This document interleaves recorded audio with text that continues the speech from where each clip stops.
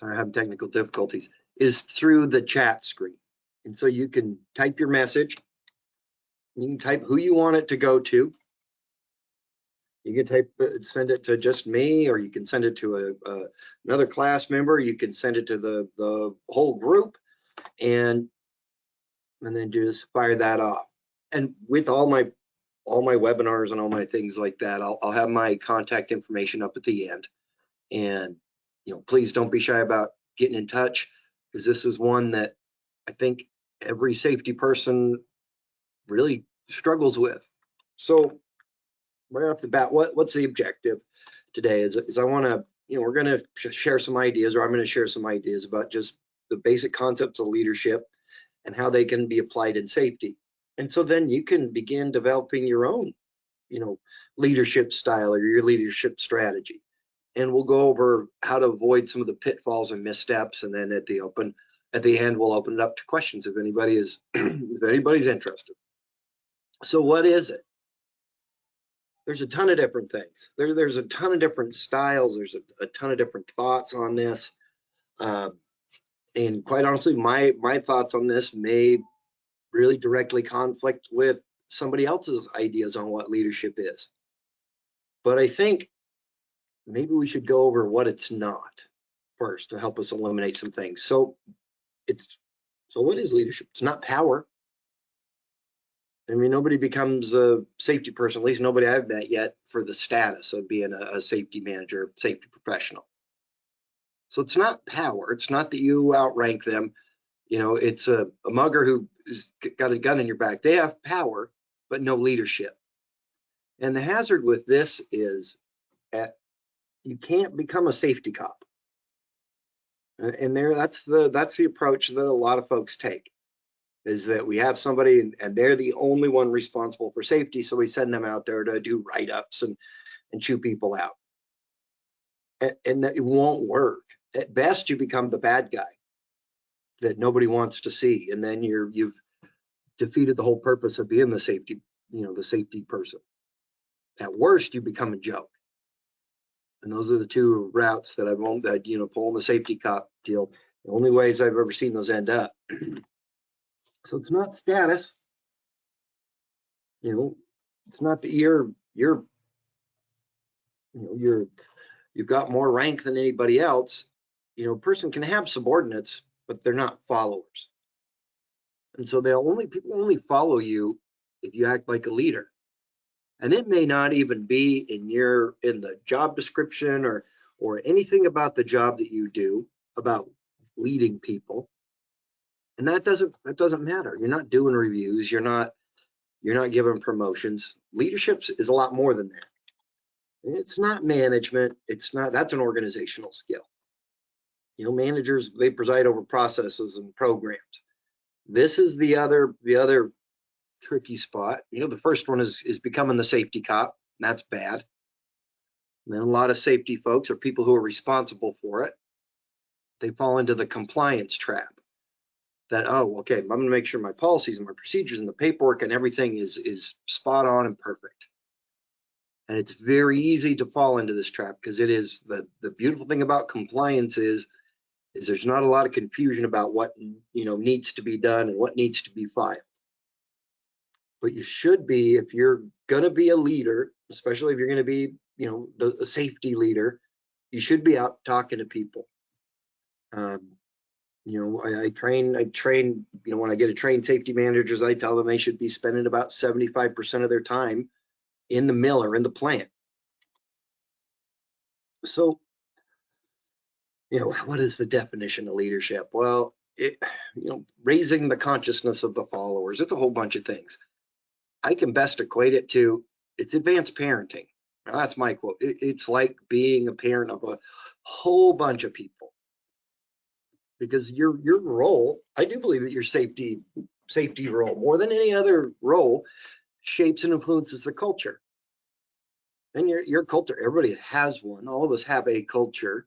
It could be a good one, could be a bad one, could be in the middle of the road. But we can drive that culture by how we interact with people. We'll talk about that. But I love this quote from Eisenhower. You do not lead by hitting people over the head. That's assault, not leadership. So I'm not a big fan of going and doing a bunch of safety write-ups, going out and writing 16 people up because they didn't have their glasses on. And we'll talk about how you do that. I'm not saying you ever walk by anything. In fact, quite the opposite. You shouldn't walk by or ignore a single thing you see out there. And that follows for, if safety stuff, productivity stuff, or quality control stuff. And obviously you wouldn't think that the quality of the product you put out the door is your responsibility as the in-house safety person, but it is. So your role, and really every position, especially in supervision and management, requires leadership. If you want to have great performance, you've got to have great leadership. And it's not just about safety stuff. It's not just about productivity stuff, although that tends to be the most popular one. And it's not just quality. They all have to have equal importance. And that's the trick. That's the juggling act right there, is how do you maintain all three of those? And it has to be a mindset or culture of, we don't do anything without having all three be of equal importance. So you should know, you have to know about your safety programs and everybody's role in them. You have to know about it. It would be really, really great if you understood the process. If you're a new safety person and you're like really new to the industry, you need to do the jobs and understand them first. But most of the folks on this webinar have a huge gift. Most of you already know the process. So you know what the businesses and producing is how, and that's the bigger battle. Because once you figure out how to get the right behaviors, you kind of figure out how to sustain them. So we got to figure out what behaviors we want, and then then we got to figure out how to sustain them, and that may seem like the more difficult part, but you continue doing the things that got you the right behaviors in the first place. So in the field, when you're out there, you've got to walk the talk. You have to exemplify the rules and demonstrate your commitment. Be the one that goes out there and always has your hard hat on if it's required, or always has your safety glasses on. The other part of it too is, if somebody brings you a concern, you got to follow through. And that follow through, I'm not saying you got to go run and fix it and spend money on it right away, but you have to follow through and let them know that they were heard and what the plan is, and never, ever, ever, ever turn a blind eye. I'm not saying you got to go and get in an argument with somebody every single time you see somebody with their safety glasses up on their forehead, but you can't ever turn a blind eye. You've got to stop and talk to that person and try to get that behavior that we want. So engage people. When somebody brings you a problem, I ask them for suggestions. If they've got an issue, more than likely they've got a couple suggestions in their back pocket. And when somebody brings they bring the solution, recognize the person who was most responsible for that. And it shouldn't be any of us. It should be the person who genuinely came up with the idea and brought up the problem. We do have to hold others accountable, there's no question. But you got to be fair, you got to be firm and consistent. And firm does not mean we've got to be angry or we've got to be combative. And I really do believe, more than anything in our roles that we're in, we're a bridge. We're a bridge between the frontline workers in the company, the management of the company. And we've got to be able to communicate both directions.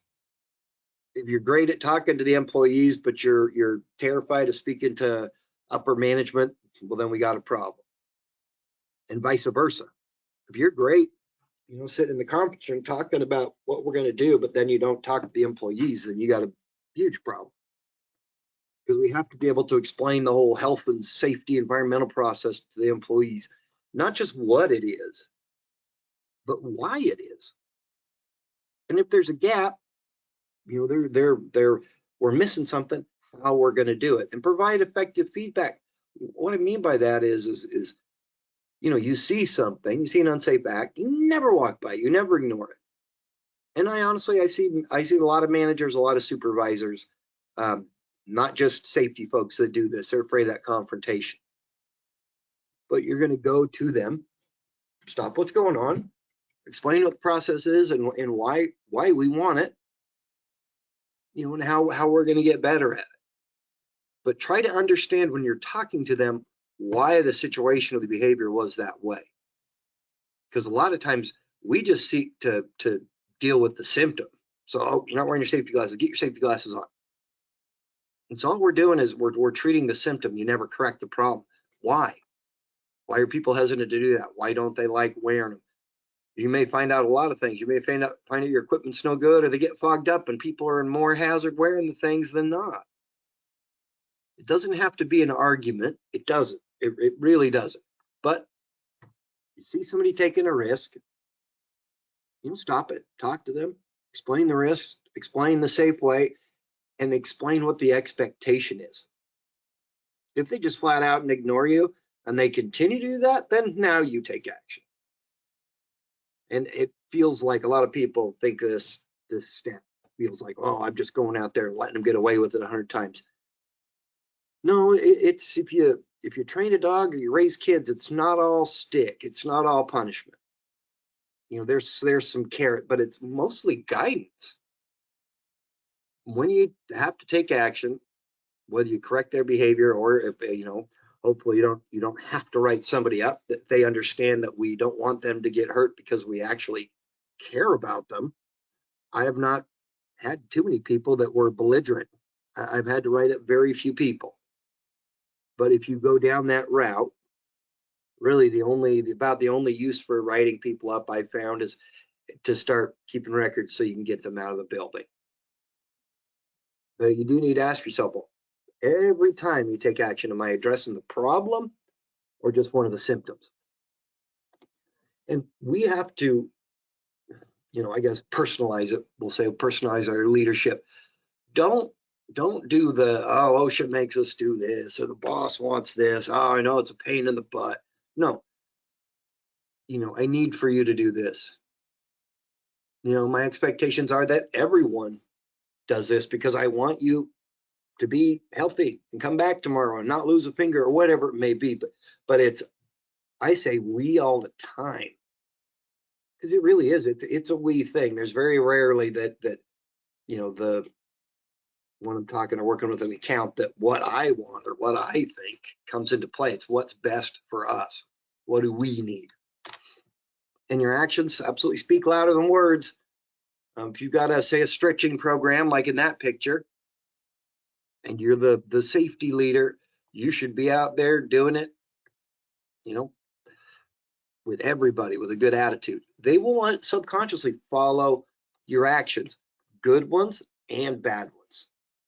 But the bad habits, they tend to follow those first because they're easier, or we think they're saving us time. But show them the way. Show them the way that we do it. And when people change, or people bring a suggestion, or people have a great idea, recognize it. You would be shocked how much people like getting certificates. And I got a candy bar trick that I'll tell you here in a minute, but we definitely reward unsafe behaviors, absolutely, because we let certain people get away with it. And that's exceedingly common. That, oh, here's the rule, but Dave's been with us for 25 years and he's never going to do it. Nope. We have to exemplify the rules. We have to lead. We're not exempt. Nobody's exempt. The other thing is we reward unsafe behaviors because production rules. That's priority number one. Get it out at all costs.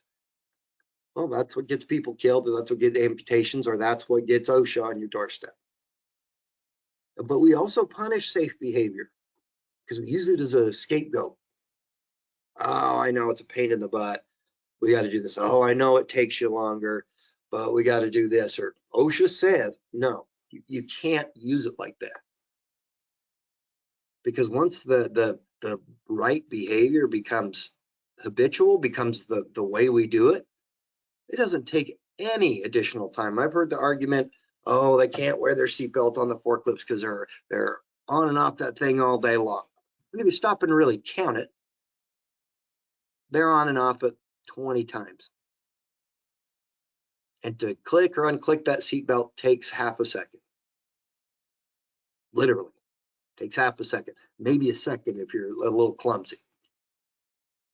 So that's how we're, at the same time, we're rewarding unsafe behavior, but then we punish the safe behavior because, oh, it just takes too long. It's not worth it. So recognition is your biggest and, I think, best tool in your toolbox, without question. And it's simple. You don't have to have award shows and stuff like that. Go out there and catch people doing it right and thank them for it. Accomplishes a whole bunch of things. They feel appreciated, they feel recognized, but it also lets them know that we're observing their behavior. And if you've got the pre-shift toolbox talks, use that so people can provide feedback. But you really catch your team or catch your people doing the right thing. I have, throughout almost all of my career, I've been a big fan of, I'll go buy a bunch of candy bars. And buy a bunch like 10 or 15. I mean, that kind of a bunch. And I'll go out and I'll be looking specifically for people doing the right thing. I'll stop and talk to people not wearing their seatbelt on a forklift and they don't get a candy bar.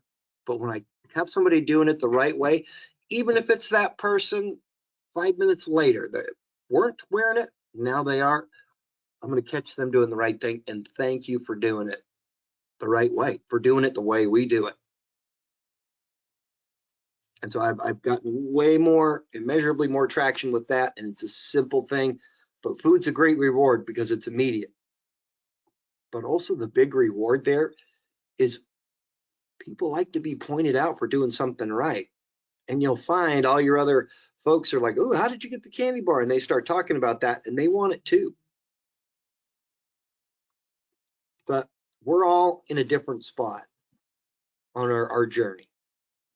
Our leadership journey, as I call it. And once again, this is just a whole bunch of stuff that I believe or I've subscribed to. But we start off, well, actually, there's another step that's even lower than this. This is supposed to look like stairs, but it doesn't look very good. There's the ground floor where we got picked. We didn't have a choice of whether we came in as a safety leader. But initially, generally, you start off, you got raised awareness. And all that means is you understand what's required. You have a raised awareness about what needs to be done and why. And when you do that, you basically, you live in kind of compliance. Everything's just transactional. It's tasks. So I gotta get this safety training done this month. But eventually, you're going to figure out the way that you like to do it. And so then once you get to that next step, you're building relationships. And this is massive. This is maybe the hardest step. But once you build those relationships, you and those people that you have relationships with are going to start inspiring other people to, I won't even say behave safely, to do it the right way. You're going to inspire them to do it our way. And it is as corny as it is, it's transformational. And once you get to that step, you're not the safety cop, you're not just the safety trainer. When you get to that step, it's so much of this is consultation. You consult them and they consult you.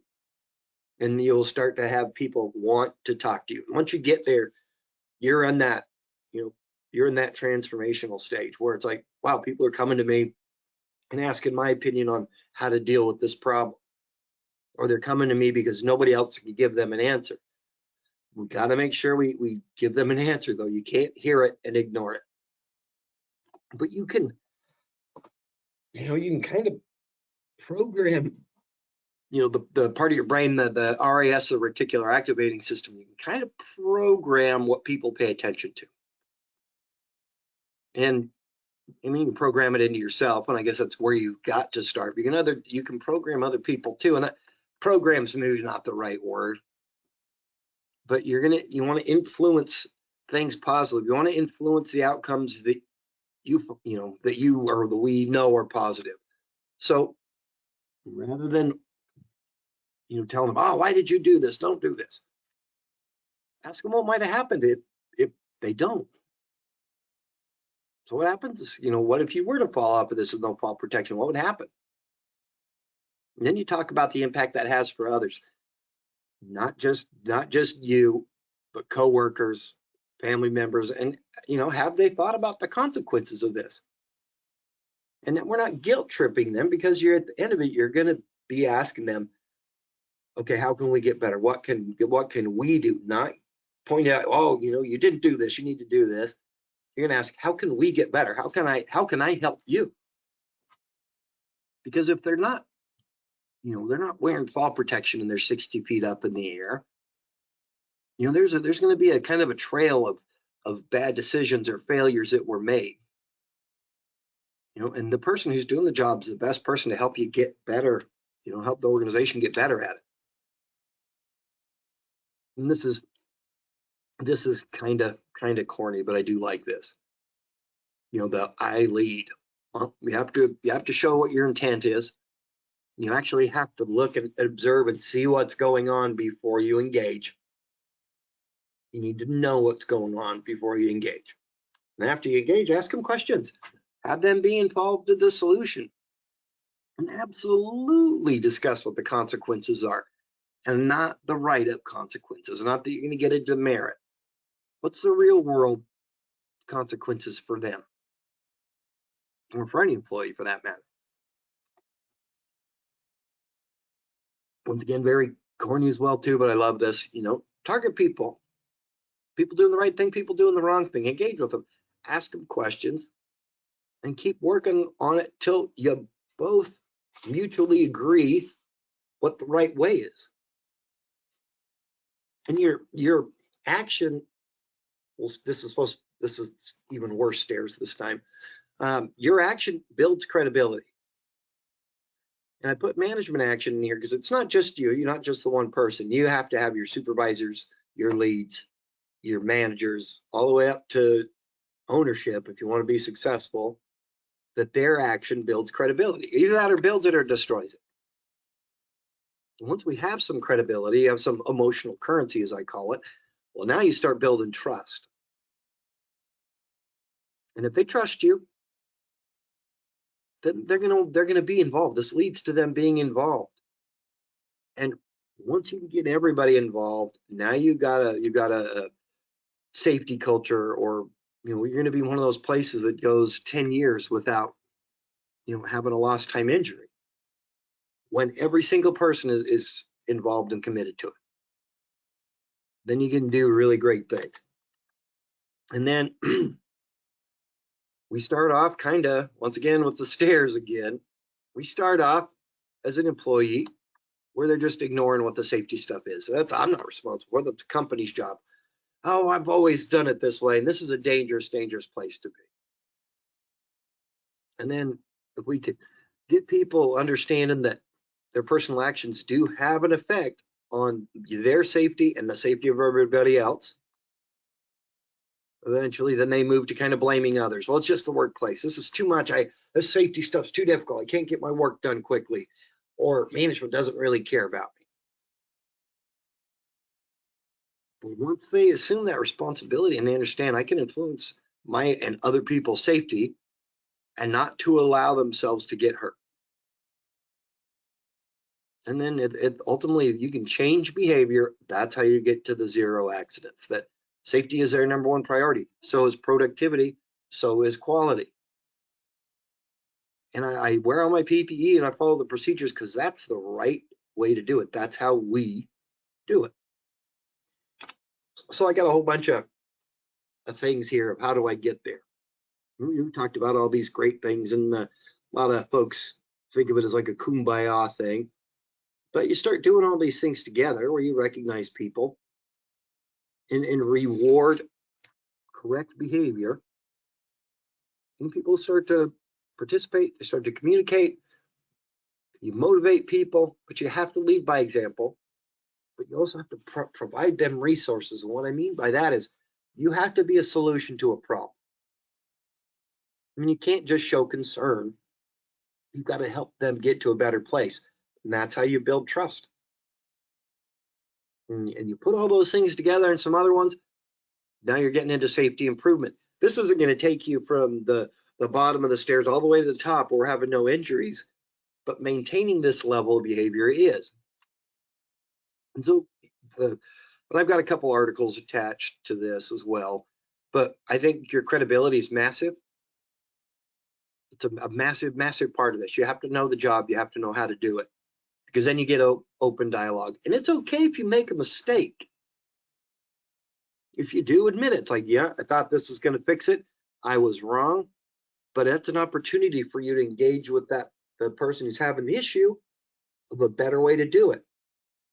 And with the shared control, what I mean by that is that they've got to feel like their voice is at least heard, and you have to stay consistent. You can't let one person have an exemption. Can't really let anybody, but we got to be consistent. And it takes a lot of action. And by action, I'm not saying you're going out there, you do audits, but I want an active audit. I want where you're out there looking at what's really happening, because then you can start to see where the behaviors are that we need to change. And if you learn something new, share it. Because everybody out there has to help manage those hazards. And so, where are we at? What's our vision, right? What do we want? Well, we probably all want kind of similar to the same thing. We want a zero accident environment. Right? You got to be real honest in where are you really starting from. And if there's only one person in the mill or the plant that's responsible for this, you won't succeed. You have to have others helping you with this, and it has to be supported from really every level, but especially from the top down. And they have to be kind of walking lockstep with you, because if you tell somebody what they're doing is wrong and then every other manager walks by and says nothing, well, then we're telling them and training them that doing it the wrong way is what we want. And find some way to measure your performance. And it's not just accident rates. That stuff's already happened. It's too late. We track those, sure, but that's not measuring our performance. We want to measure our performance. Well, then how many people, did you get 100% safety training this month? Did you have everybody from every department attend the safety committee meeting? How many improvements have people turned in? How many suggestions? How many things did we fix? But we want to reward that success, even if it's just posting something saying, hey, great job. But it should be pretty easy for you to go out and at least you personally go out and thank somebody and thank them for doing it the right way and being successful. But give them tools. You got to train them. You can't hold them accountable to something if you've never trained them what the expectation is. And a lot of folks hate safety committees. I think it's a waste of time. It's just a government requirement. Your safety committees are a massive, massive asset if used correctly. Ask them for suggestions, because your committee should be the people who are out there with the frontline employees. If it's all just management, you're not going to get the suggestions you need, because you're not going to know what the real problem is. So communicate, over communicate, give feedback, update and let them know. I have a large number of OSHA audits because of employee complaints. And with a lot of them, honestly, they knew what the employee said was right. Their problem was one that needed to be fixed, and they were actually planning on it. It's a CapEx thing. We have to wait 3 months till we got the money for it, or whatever it may be. But they never communicated it downward. So all that does is tell the employee, well, I brought a problem up. They don't care about me. So we got to hear their concerns and let them know what we're doing on it. And collaborating with folks, they're the experts on getting the job done. We need to respect that. We need to be clear with our training. Here's the expectation. This is the expectation for everybody, and this is what you should see from everybody. And don't get offended when somebody has an honest discussion with you and says, hey, why does so-and-so get away with it? What am I supposed to do when this happens? And we do have to advocate for them. We have to advocate for what's best for the enterprise. And it's best for the enterprise, it's best for the employees, it's best for us. Sometimes you do have to advocate and recognize that safety, congratulate it, thank it, be very, very, very careful with safety incentives, because you cannot have any sort of safety incentive that encourages injury hiding. You got to be really careful with those. If you have a safety incentive that if everybody goes injury free, they get $1,500, and I say that one because I do have an account that does that. That's technically illegal, because people are going to injury hide. If we're in December and we got to go 2 more weeks to get our $1,500 safety bonus, and I cut off my pinky, I'm not going to want to tell anybody about it. My coworkers are really going to not want me to tell anybody about it, because if one person loses with this incentive, everybody loses. So be very careful with those. Safety does love food. If you want to set a goal, right? Set a smaller one and say, hey, I'd like to try to go 30 days. We go 30 days without a recordable, OSHA log injury. We'll do hot dogs on the grill. May not sound particularly sexy, but that one is a great one. People love that. It's immediate, but we're trying to. They're teaching moments. We're not just criticizing behavior. We're teaching them the right behavior. And once you start getting some teamwork from people, you got to celebrate it. By celebrating it, making it known, we're going to encourage more of it. And then ultimately we can insist on it. I hate when people say, oh, that's not my job. Well, if you're on the ship, we're all on the same ship. It's all of our job. So I do really believe that you, and the safety folks on this, you are the key to high performance, not just as your role as a safety leader. Everything about you do is also as much about productivity as it is safety. Because we have the bad thing happen, we have an injury, it's going to slow and stop everything. It's going to slow everything down, and it's going to impact everything. But that's not the reason why we're stopping it. That's not the reason why we want different behavior. We want the different behavior because it's the right way to do it. You don't teach one of your kids to drive a car and you teach them a bunch of underhanded tricks for getting around. You want to teach them the way that's the correct way to get around town. We're not going to teach them to cut people off and run people off the road. But you do have to be very knowledgeable about what the expectations are, and realistic. Please be realistic with them. And you have to understand the work's being done. And if you're in this position and you're the only one that's supporting this, demand that you get some support. Because if only one person is doing it, you'll fail. That's not an opinion thing. That is the absolute truth. And when you have something happen, when in doubt, and you're not sure what to do, stop everything. Stop it from progressing to a catastrophe. And then also document what you do. And what I mean by this is the ugly truth about being a safety person.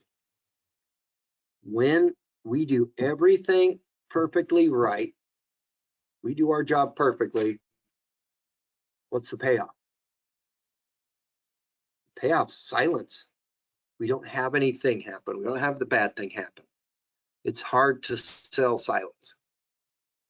And so for your own edification, for your own ego, document the work that you've done. You deserve to recognize that, even if you're just recognizing yourself. But I can almost guarantee you that at some point in time, you're going to want to refer back to those and say, no, we did this, we did this, we did this, we did this. And just, if a lot of people are adverse to this, but really give some thought to the whole Hershey bar, candy bar thing. It really does work. It's way, way, way more fun and way more productive to catch people doing something right. But we can't be afraid of the confrontation. We have to have that confrontation, but it doesn't have to turn into a street brawl. It doesn't have to turn into a swearing match. It doesn't have to turn into, the employee's a piece of crap and we won't tolerate it. It doesn't have to become that. Tell them why you care about them, why you want the behavior, and don't make safety the culprit.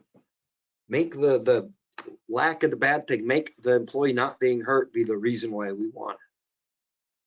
But this is my contact information, and if you're on this, you're a member of the association, but if you're watching this 3 or 4 months down the road and you're not a member, we'd love to have you. But if you are a member, here's my contact information. That's my cell, my email, and I absolutely will answer that. We've had some issue. Whoa, hey, go back. We've had some issues with people being able to pull those materials off of the tab. So I'm gonna leave this up for about 5 minutes so people can open that materials tab. There's 4 attachments if you want them. A couple of them are articles that I'm a big believer in. Another one of the attachments is literally this presentation with all of the slides, because this is a much bigger one, and some other information you might find useful. So I'll give everybody a chance to pull that stuff off. But if you can't get it, if you're one of the unlucky people that can't get it off the out of your grab tab, out of your menu, just email me afterwards and let me know that you want it, and I'll just respond with the materials tab. Should be at close to the bottom. It should be the 3rd one up from the bottom. Your guys' menu looks a little bit different than mine, and it should be, you've got the outer bar, your grab tab. If you open that grab tab up, the arrow should be pointing left, and then it's open, and then now the arrow's pointing to the right, but you should have a lot more options.